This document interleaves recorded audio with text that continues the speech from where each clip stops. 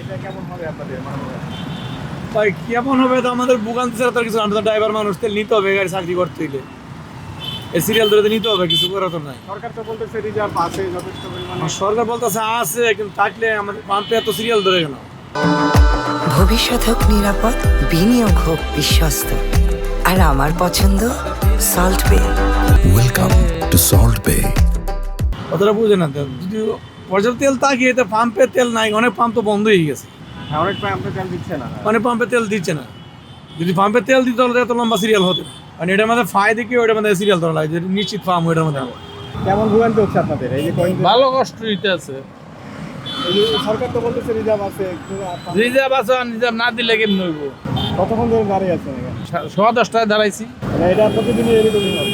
হ্যাঁ, প্রতিদিন এরকমই হয়। আর 10-12 দিন থাকে যেরকম দীর্ঘ লাইন দেখতে পাচ্ছি, এটা আপনি করে খাইতে আপনাদের কি সমস্যা হবে? এখন তো সাধারণ মানুষের তো খুব ভোগান্তি হবে, সাধারণ মানুষ খুব কষ্ট পাবে, কষ্ট করতে হবে।